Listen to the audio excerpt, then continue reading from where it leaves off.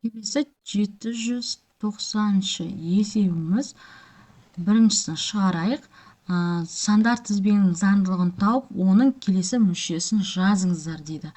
Заңдылыққа қарасақ, 5/100-ден 12 санына қандай да бір санды қосақ, 5/100-ден 22 саны шыққан. Ол санды білу үшін 5/100-ден 22 санынан 5/100-ден 12 санын азайтайық, сонда ол 0,1 саны болады. Яғни тұрақты 0,1 саны қосылып отыр. Сонда 5/100-ден 42 санына 0,1 санын қосатын болсақ, 5/100-ден 52 саны болады. Келесі санды табу үшін осыған 0,1 санын қосайық. Ол сонда 5/100-ден 62 саны болады. Ал келесі сан сонда 5/100-ден 72 саны болады екен. Келесі екінші есебін шығарайық. 7/100-ден 84 санына келесі санымыз 7/100-ден 82 санына алады. Яғни азайып жатыр, иә. Қандай да бір санды азайтқан, сонда ол 0,100-ден 2 санын азайтсақ, келесі сан шығады. Дәл солай 7/100-ден 82-ден 0,100-ден 2 санын азайтсақ, 7/8 саны болып шығады. Сонда келесі санды табу үшін 7/100-ден 78 санынан азайтамыз 0,100-ден 2 санын. Ол бізде 7/100-ден саны болады. Одан 0,100-ден 2 санын азайтатын болсақ, 7/100-ден саны болады. Ал келесі санымыз 7/100-ден санынан 0,100-ден 2 санын азайтатын болсақ, 7/100-ден саны болады екен. Келесі тұрақты 3 санды жазып шықтық.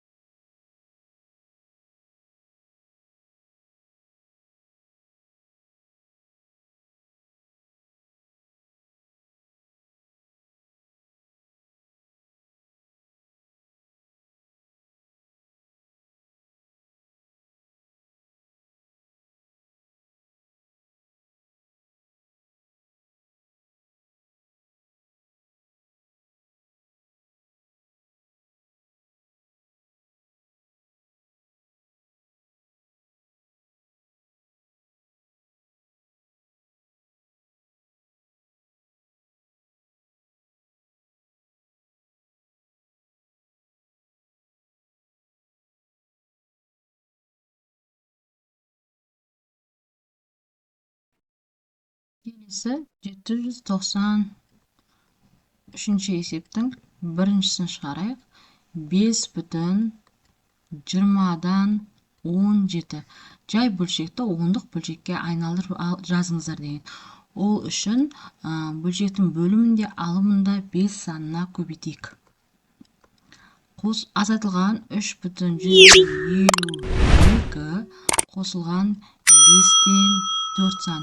5-тен 4 сан ондық бөлшек түрінде жазу үшін бөлшектің бөлімінде алымында 2 санға көбейтеміз. Сонда көбейтсек 5,117 болады.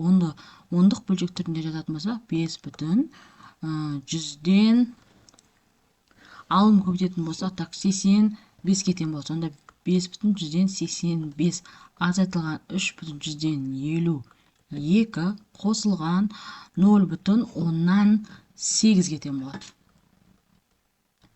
Тең азайтатын болсақ нәтижесі 2,133, оған қосамыз 0,8-ді. Сонда жауабы тең болады 3,113-ге. Келесі екіншісін шығарайық.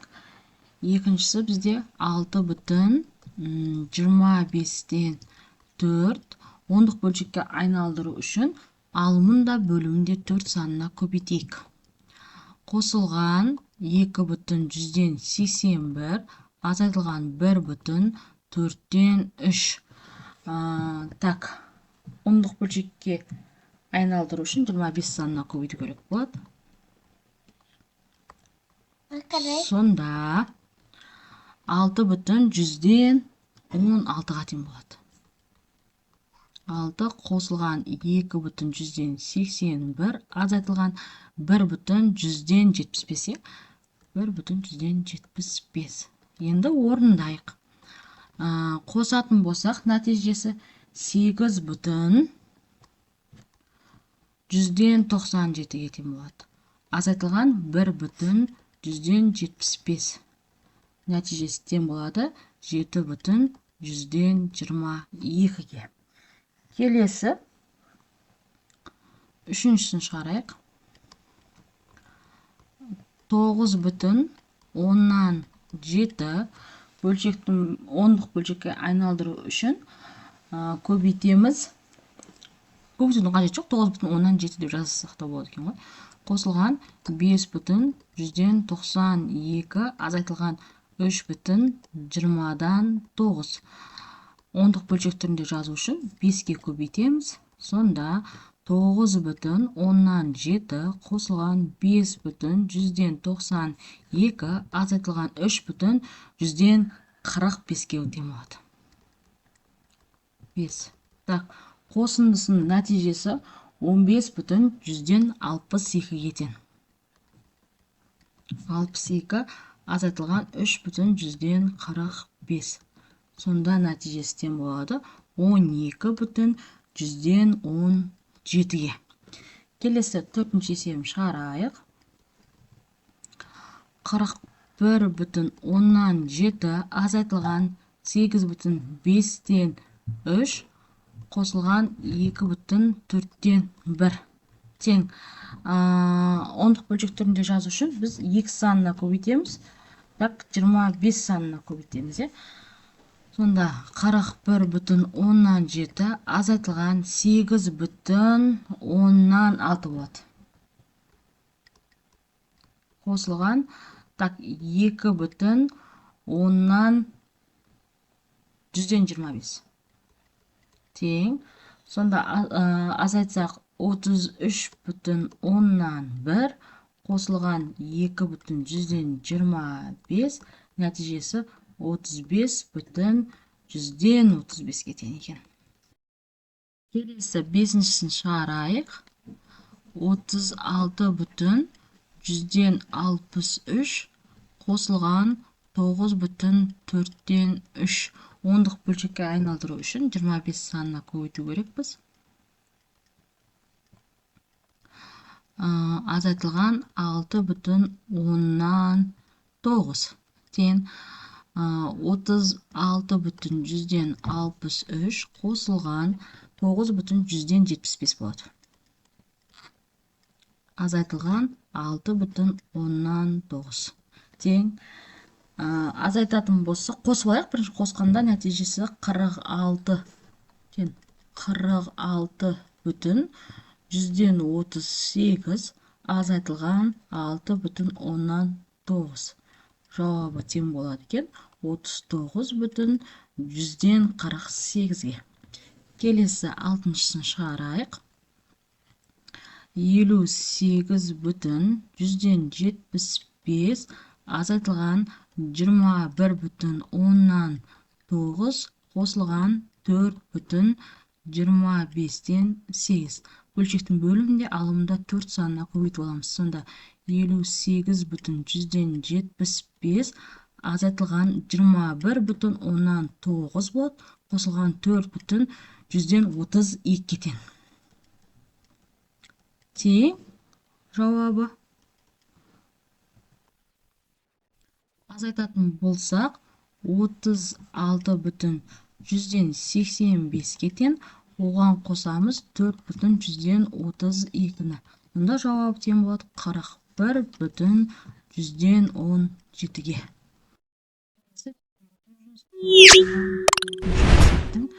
Біріншісін шығарайық. Өрнекті ықшамдаңыздар дейді. Бізде ұқсас мүшелерді ғана біріктіріп жаза аламыз, иә. Сондықтан да орын ауыстырамыз. 0,13x қосылған 1,15x деп жазылайық. Қосылған 0,18y қосылған 1,12y тең 0,13x-ке 1,15x-ті қосатын болсақ, нәтижесі 1,18x-ке тең болады. Қосылған, ал y-терді біріктіретін болсақ, 2y болады. Так, екіншісін шығарайық. 4,2x азайтылған 1,18x. Қосылған 5,13y азайтылған 2,16y.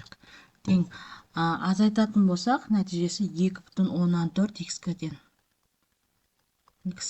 Ал y-терді азайтатын болсақ, 2,17y-ке тең. Қосылған 2,17y.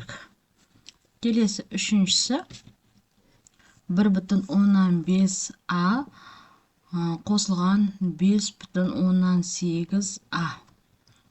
Қосылған 9,17v азайтылған 1,13v. Тең. Қосындысының нәтижесі 7,13a-ға тең. Қосылған азайтатын болсақ 8,14v-ға тең екен.